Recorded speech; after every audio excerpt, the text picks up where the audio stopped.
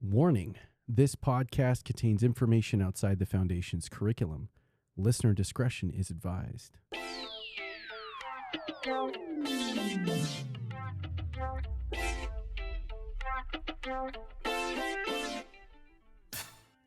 Hey there, Central Liners. Welcome to the third episode of Season 5 of Real Doctors, Real Friends, the official podcast of Foundations of Medicine. I'm your co-host, Shereen, joined as always by my partner in medical education, Roshan. Hi, everyone. We hope you had an awesome week. Welcome, listeners and viewers alike. It's great to have you here with us. This week, we're diving deep into the intricate systems of the human body, the ethical dilemmas we face in medicine, and some fascinating insights from our Get to Know You class poll. Absolutely, Roshan. It has been a packed week, from the microscopic world of cellular adaptations and tissue types to the big picture concepts of genetics and evidence-based medicine. We even touched on the profound impact of trauma-informed care and professionalism. Speaking of packed, let's kick things off by looking at how our Central Liners are tackling the intensive learning journey. We asked about your primary strategy for reaffirming your capabilities when encountering self-doubt or worry. And the results are in. A significant portion of you selected option C at 25%. Focus on a growth mindset and continuous learning. I'm on board with that. This is fantastic, as it directly aligns with the idea that professionalism is a competency developed over time and that we should look after ourselves and pause when needed.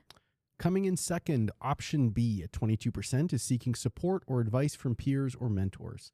This highlights the importance of building community within the Faculty of Medicine and Dentistry and recognizing that colleagues can offer varied perspectives and support in morally challenging situations. We also saw 19% state that they would reflect on past achievements. Equal 9% remind themselves of core values. And on the lower end, 14% take a break for personal care. All excellent strategies, but maybe we can bump up that last little option. Personal care is not a waste of time. No, it's not. It is very important. Now, these strategies tie into what we learned about positive self-talk and goal setting, practicing self-compassion, and focusing on specific, attainable goals for self-improvement can significantly impact personal and professional performance, helping us to overcome self-comparison and fear of failure. I think we're going to be talking about this more in the huddle coming up soon as well.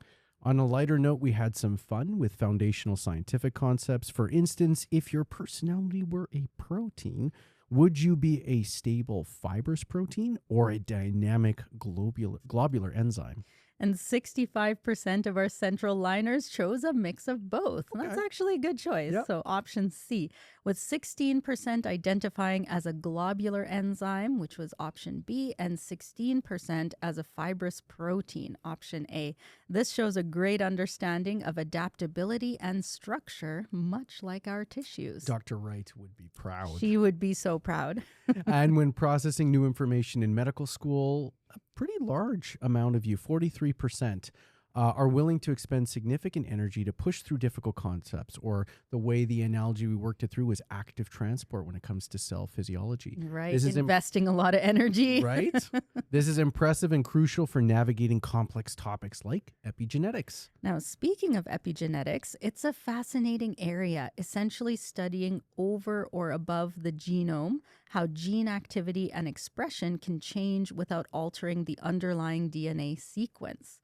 So this is something that was highlighted very nicely in our class discussions. So essentially, if we were to boil down epigenetics, this is stable, long-term alterations in transcriptional potential and heritable changes in gene activity, not at the DNA sequence level. So we're not actually changing the DNA sequence, but we might be altering factors that can result in changes in expression. Right, and where there's harmful exposures early in life, which then lead to health problems in subsequent generations, which is again linked to differences in DNA methylation profiles. So this reminds us also that our bodies are constantly adapting. We discussed cellular adaptations this week, such as hypertrophy, hyperplasia, and metaplasia.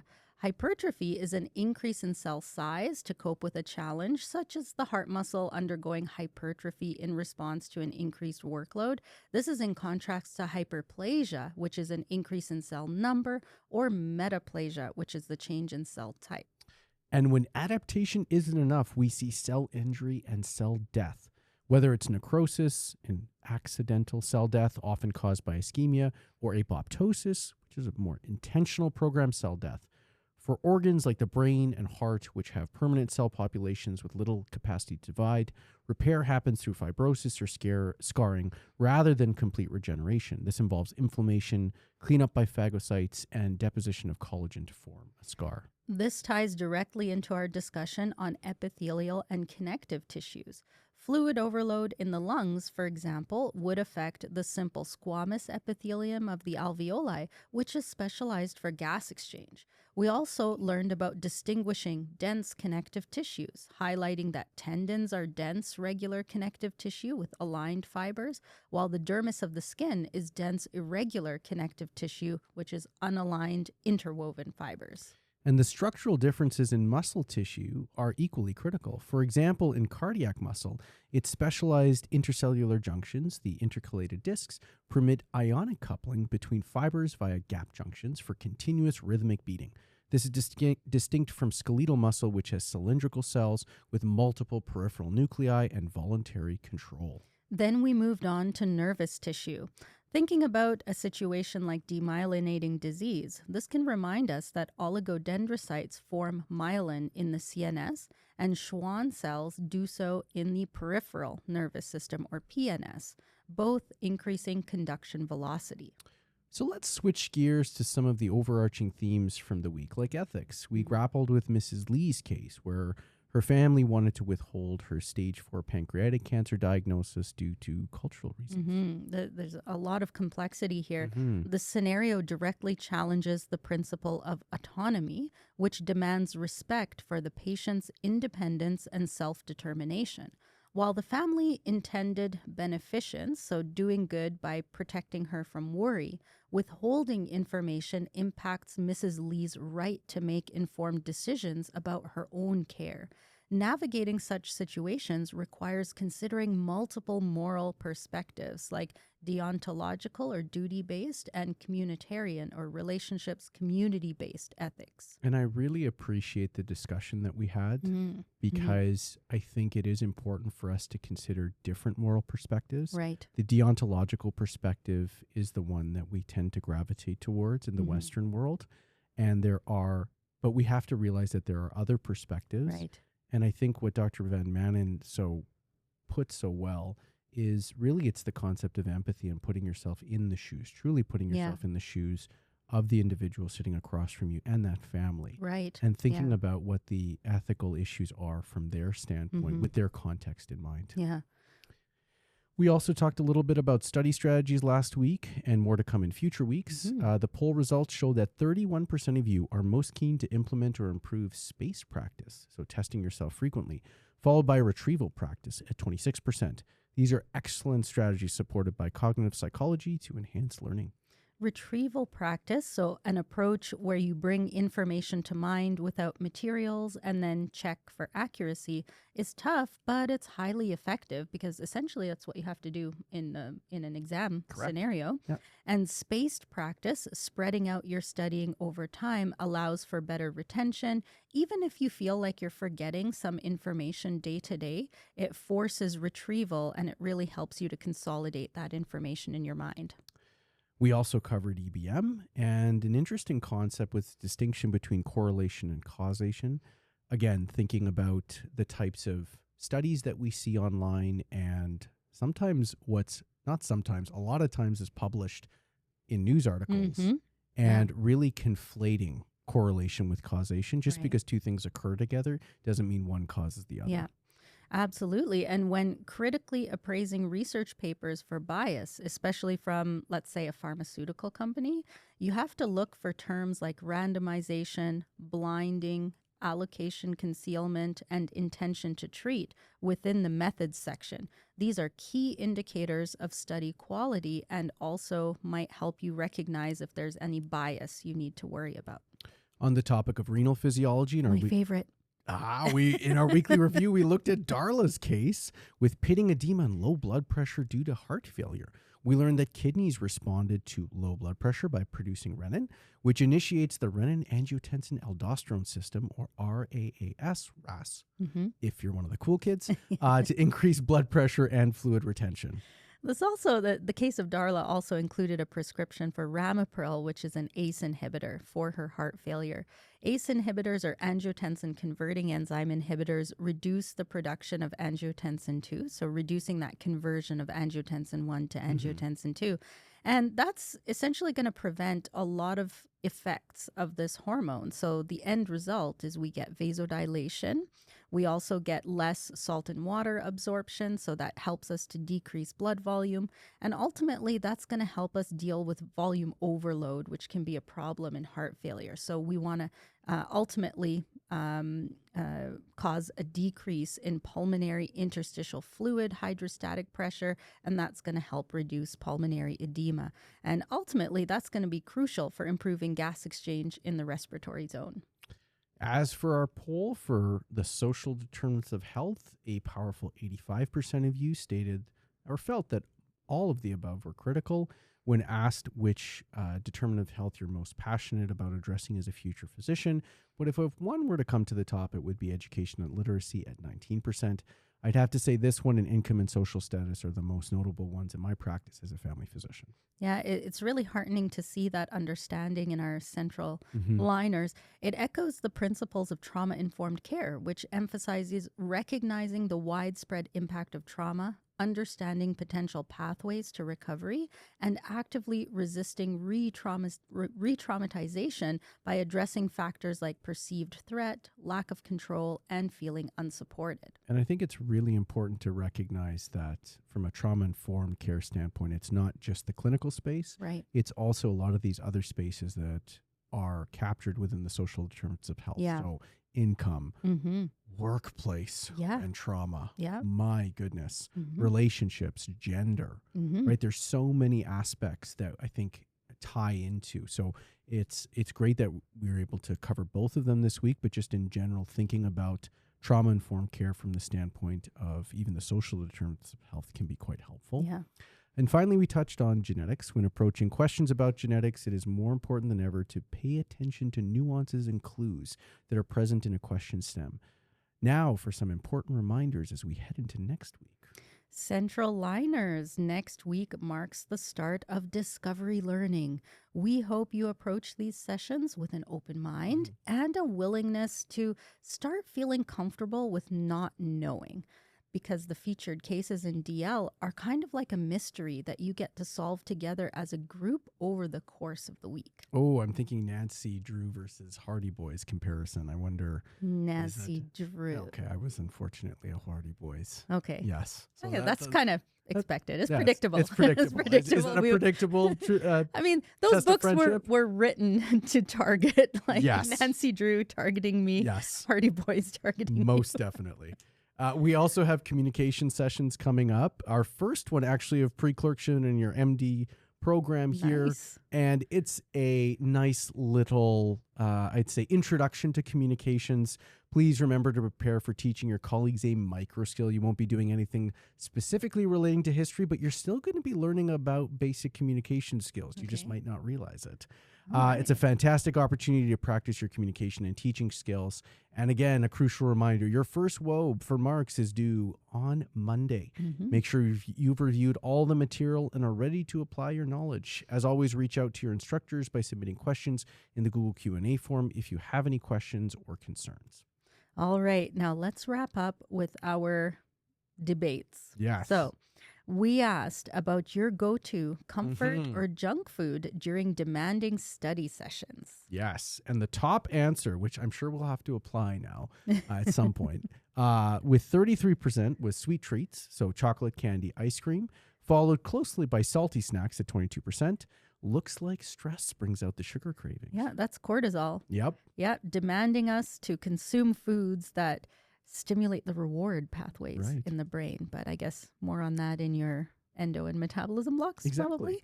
probably. We also had 15% choose coffee and tea and a healthy-ish snack, and 20% for anything carb-heavy and delicious. Cool. I think I can go for that, Yeah. too. A healthy 9% try to stick to healthy options even then. Kudos to all of you out there that stick to the healthy options. And for our ultimate test of friendship, 5 years running, Nickelback versus Creed, which band do you find yourself more likely to listen to? It's very interesting because about 33% of the class of 2029 said neither, please. I mean, come on, folks. And now we should Gotta give 'em a mention chance. we have not talked to them about the sample size. We are talking about a fifth Okay. or a sixth of the class. Yeah. So is this a representative sample? And I'm going to call into question that for the first time, not before, just because we're dealing with Nickelback versus Creed. I'm just going to put that out there. Yeah. And maybe we should feature some of these songs in our weekly review. Kind of warm people up. Which ones should we pick? A quick decline. Should we pick Rockstar by Nickelback? We're rock stars at doing weekly reviews, or Arms Wide Open. We're ready to review information. I think we'll see a steady decline in attendance, I feel. Yeah. Probably, yeah. But, the thing that I'm happy about is the clear winner is Nickelback at 30% over Creed at only 10%. 5 years in a row, I have been the champion. For Nickelback. For Nickelback. Have we done Creed every single year? I don't think so. We haven't done Creed. I think but, it's because but I we've went to done- the concert yeah, this year. Yeah. Well, interesting. And regarding audiobooks, the class of 2029 had definitely preferred audiobooks overall, but it's still a fairly close race still, so maybe more votes can tip the scales. Right. Yeah. Now, for this week's test of friendship, another perennial favorite, maybe with a twist this year, pumpkin spice, yes or no? It is pumpkin spice season, so... I'm going to have to say no. I have very few pumpkin spice themed. What if it was pumpkin spice confectionaries. cereal? Ooh, I think we've had this conversation before. That would be difficult. I for think it me. exists. I think you found it I at definitely one point. found it, but I never ate it. You There should. was so much internal conflict with that, Shereen. I don't think I could. I would say that I am on board with pumpkin spice, but I'm really more into like the pumpkin spice muffins or the pumpkin spice cakes. I'm not really into the drinks. Definitely don't want a candle. Absolutely do not want any like body products like body sprays or lotions that are pumpkin spice. They do exist. They do exist. So I think I would say like the pumpkin spice foods. Okay. But since we're on the topic of spice, how about we add a twist to this test of friendship this season? Okay. How about Spice Girls? Oh. Yes or no? So, yes. That surprises me. I did not listen extensively to the Spice Girls, but I definitely you couldn't liked miss them. more than the Backstreet Boys, believe it or not. Mm. And is this because I was an adolescent teen boy? And I don't know. It's all a bit of a blur. And at this point in the podcast, I don't know if I can share too much more. Okay. But definitely I was a fan in the sense that I kind of thought it was cool. Yeah. Because I don't know if we had other all-female bands and groups. Yeah. Tons of them. Tons in the 90s. In the 90s. And in the decades before. Before. But maybe it was just the right place at the right time. Okay. I think. I also really enjoyed the music of the Spice Girls. Now, follow-up question. Everybody had a favorite. Yes. So which Spice Girl was your favorite that you most identify with? Identify with? I don't know if... Oh, man. That you liked I liked the was best. definitely Ginger Spice because of the large Union Jack flag. I just thought it was so outrageous. You were going to go in a totally different direction. Nope. Family friendly show. It was definitely the Union Jack flag themed dress. And I just thought it was cool. My favorite was Posh Spice. She was definitely my least favorite. And continues to be my least favorite. Like, especially after the documentary. So this is before, my goodness. This is before what we know now about Victoria Beckham. Before Posh Spice became Victoria Beckham, let's put it that way. She was my favorite. You saw that Spice documentary, girl. right? Yeah. Wow. Yeah. Anyways. That's topic for another episode. Definitely. Well, that's a wrap. We invite you to weigh in on this week's debate. Thank you again to all our Central Liners for joining us. We really value your engagement and support. Have a great weekend and congratulations on completing week 3 of Foundations. Take care, everyone.